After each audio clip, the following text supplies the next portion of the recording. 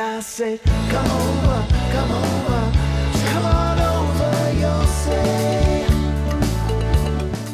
Good morning, ladies and gentlemen, and welcome to the Town of Portland podcast. And we're here in the Town Tech Educational Podcast Studio, and this is our bi-weekly episode. I think we're up to, oh my God, I think it's 34, so forth. I'll have to double check with that. But anyway, with us in the studio is our first selectwoman, Ms. Susan Bransfield, and on the phone is our frequent flyer, who is our Chatham Health Director, Mr. Russ Melman. So, hi, guys. Hi.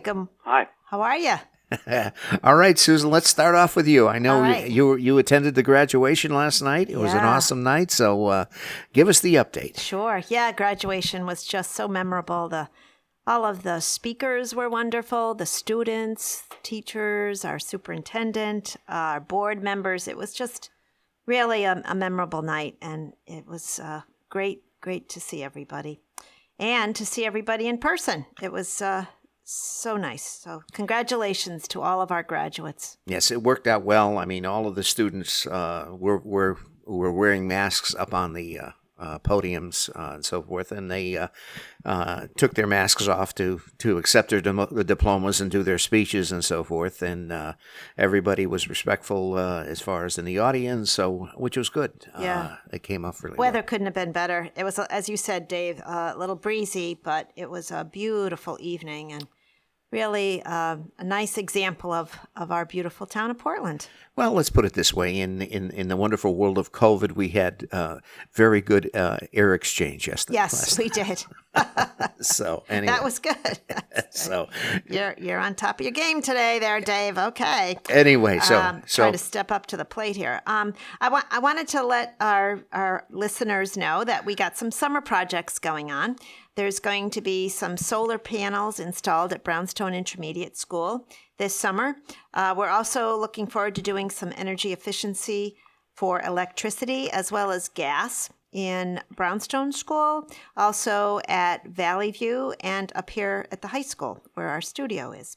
And we'll look forward to seeing some of the savings that we'll realize from that. This summer, starting in June, we have a lot of activities in our various areas in town. On the 19th, we have a celebration. It's our third celebration of Juneteenth, which is a townwide celebration of the 156th anniversary of the end of slavery. This will be at 284 Brownstone Avenue, better known as Riverfront Park. It starts at 11 o'clock in the morning, and it ends at 2 o'clock in the afternoon. There is a rain date of June 20, and we're asking everybody to come and help us celebrate. There'll be music, food trucks, there'll be some speakers, as well as games for youngsters, and it should be just a great day to celebrate. So we'll look forward to that. And also, I want to remind everybody to check out what our library is doing this summer. There's a lot of activities that they will be having, as well as their annual reading incentives and the programs for youngsters as well as adults. I know that there's museum passes now available again at the library, and those come in handy, and I've used them myself quite a few times, and they're great to have over the summer. Our splash pad is up and running, and we anticipate in July we will be running at 10 o'clock in the morning until, I believe, 7 o'clock at night, weather permitting, and programming permitting, of course. But it will be programmed so that it can run automatically. It shuts off automatically and goes on automatically. I know Nate Foley and his team are working hard to improve all the time the various activities.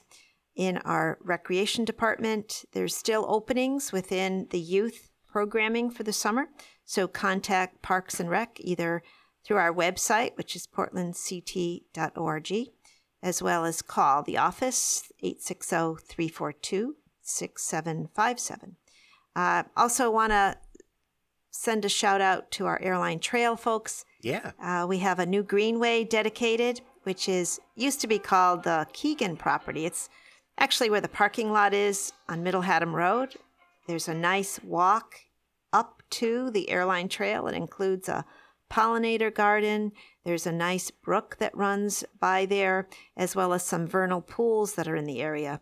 We made the application, got the designation just last Friday, I believe, and we were able to now put up signs that designate that area as a greenway, which is really a conservation approach to nature.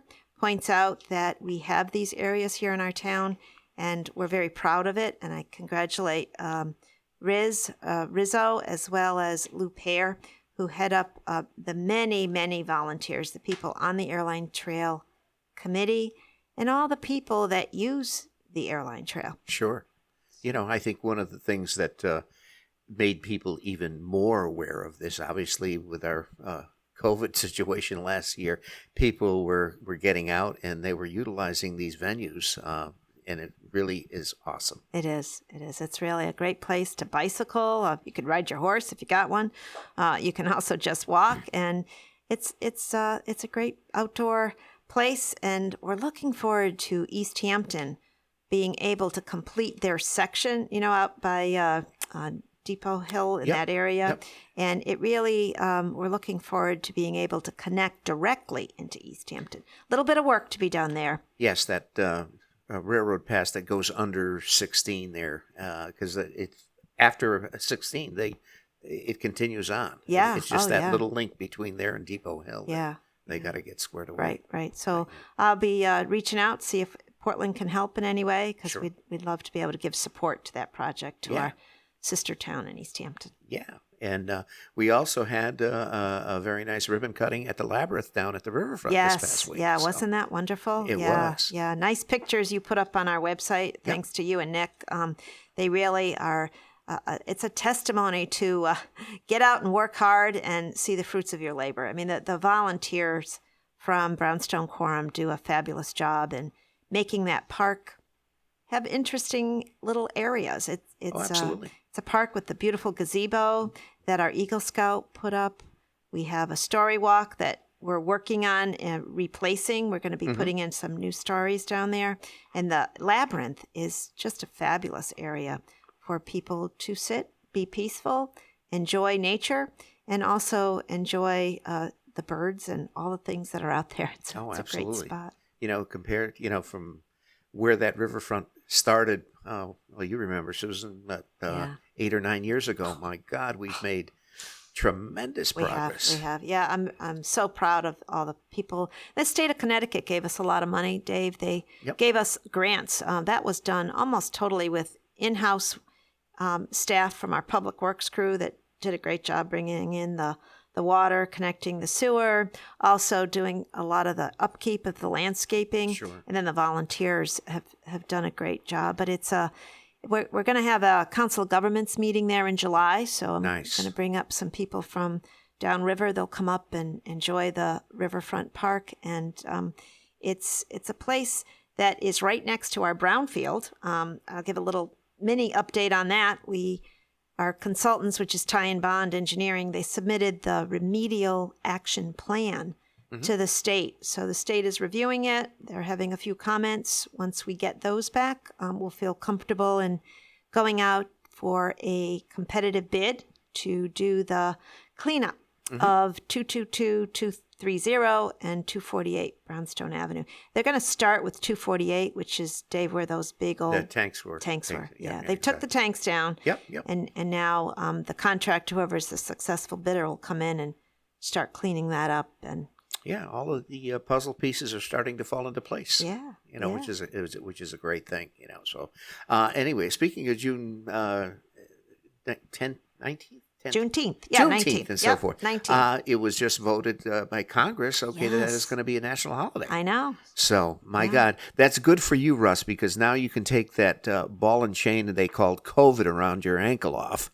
And I think I heard that actually tomorrow is officially a federal holiday, so federal workers are off. I don't know if that has implications for me. Maybe I should tell all my staff that we're recognizing an official holiday tomorrow and tell everybody to go home. Yeah, that might.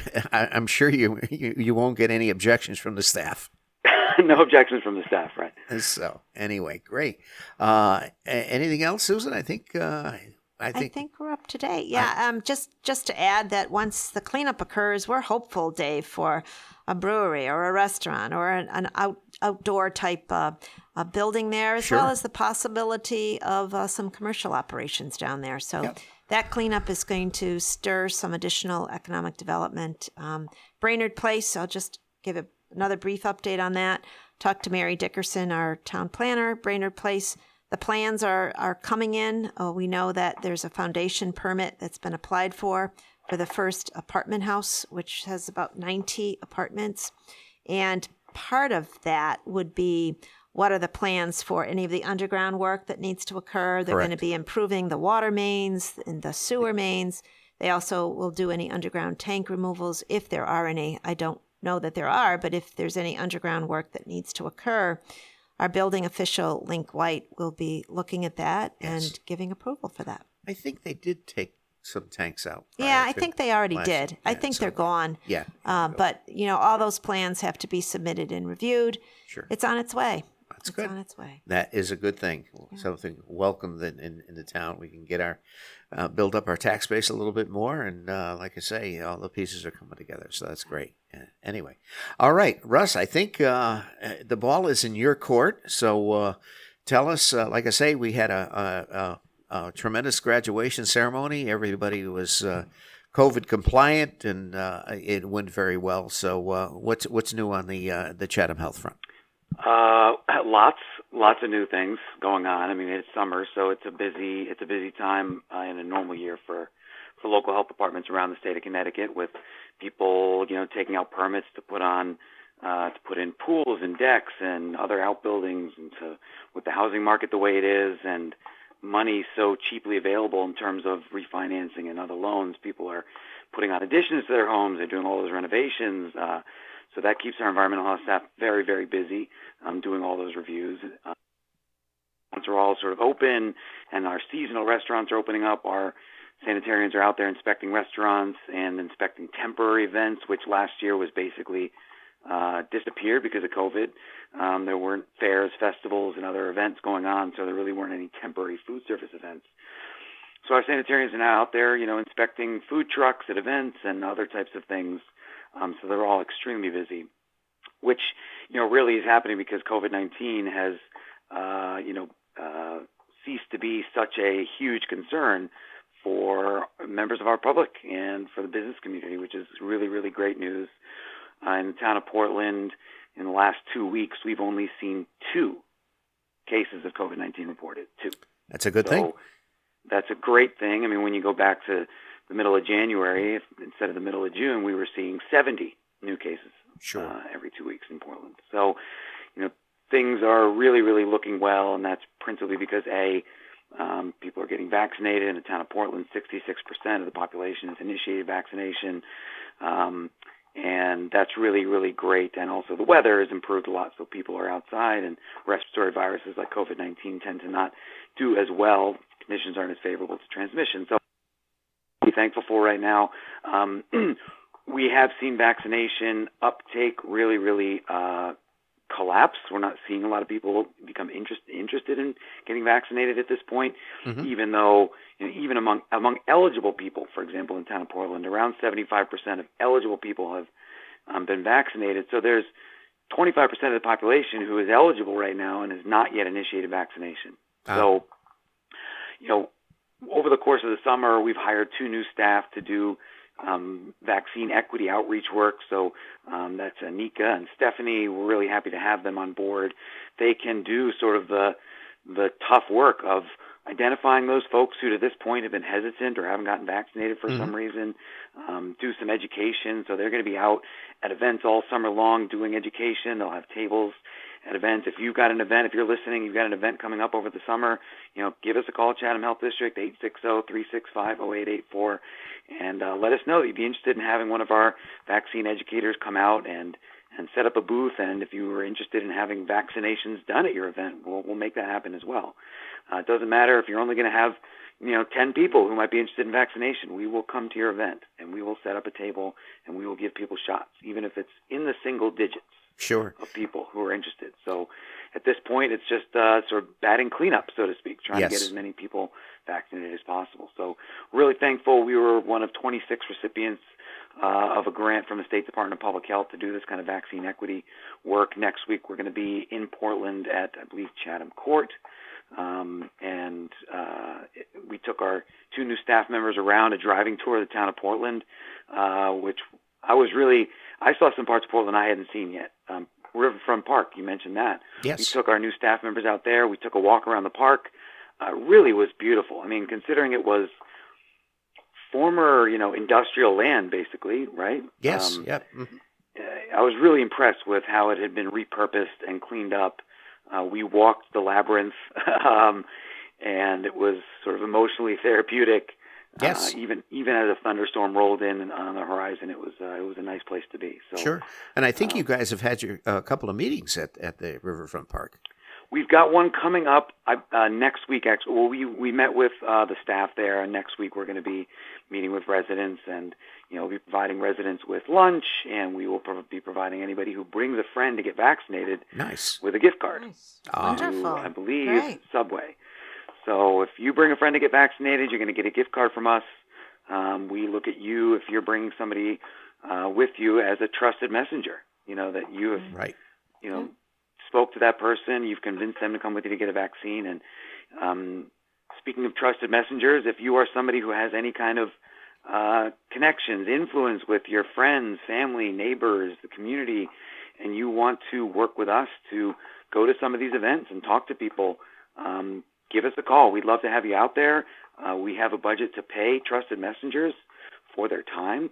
I think often when we talk about equity work, focusing on vulnerable populations when it comes to public health or healthcare, we ask people to do things for us and we don't value their time.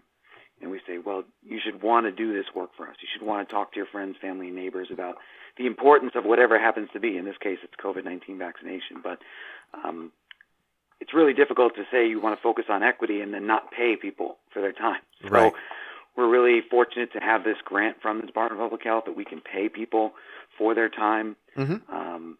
And I think, we're looking for this summer to get us over that magic threshold of 80%. We're really looking to get our population over 80% vaccinated.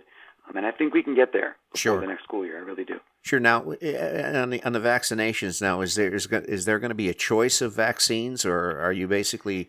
I know that you have the J&J, the one and done, and then you have the Pfizer as far as that goes, which is now I think the only one that's approved for adolescents. Yes. So next week, the clinics that we're going to be running in Portland will have Pfizer. So if you've got somebody who's 12 years old or older, they'll be able to get the vaccine. We also do have Johnson & Johnson if people are interested in the one and done.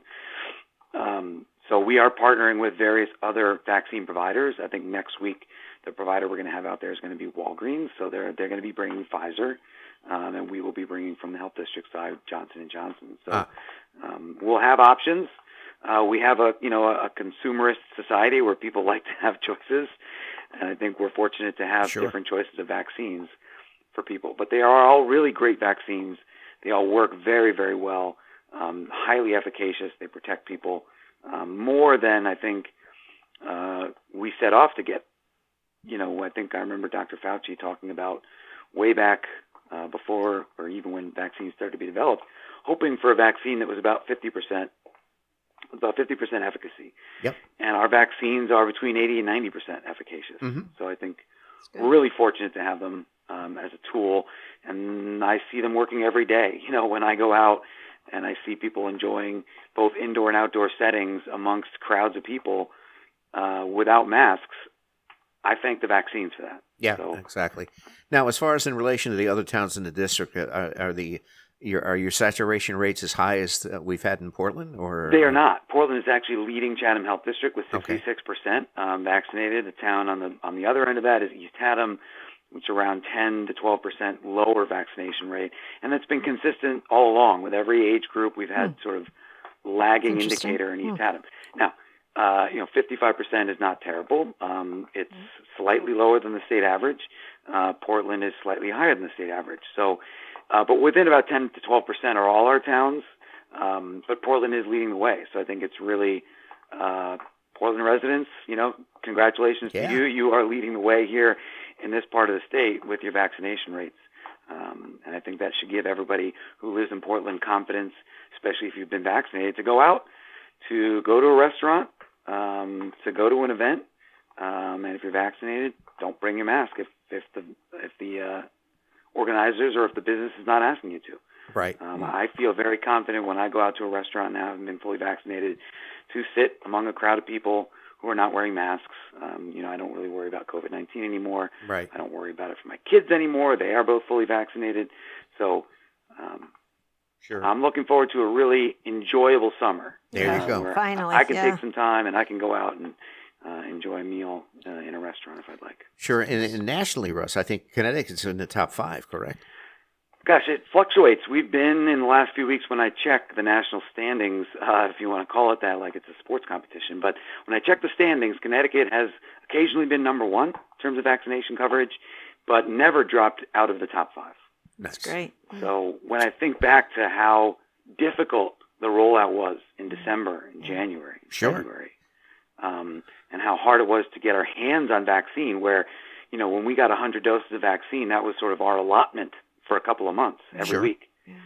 When I think back to that and how challenging it was, and then I see how well we did as a state, I just, tip my hat to all the vaccine providers in the state. Sure. From the pharmacies, to the FQHCs, to the hospitals, to the local health departments, for the job they've done. And I hope moving forward we see a lot of primary care physicians, pediatricians start to become vaccine providers for COVID-19 because, if you go to your doctor for something else and you haven't been vaccinated, that's a trusted messenger right there that might say, have you been vaccinated? If you haven't, we've got the vaccine on hand right here for you.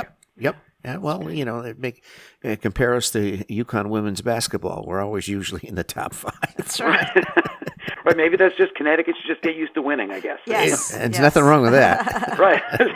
Nothing wrong with that. Nothing wrong with that. So I'm really pleased with the way things have gone. And I think we are, again, we're poised to not only have a really nice summer, but hopefully a good fall. Yeah. And I say hopefully because, there's always talk about variants and the Delta variant and the B117 variant. And, might we find a variant out there that starts circulating in the United States that is more capable of sidestepping the vaccine or natural immunity than we have right now? Right. I think we're fortunate to this point that the vaccines all work against the variants of concern that are circulating in the state of Connecticut. Right.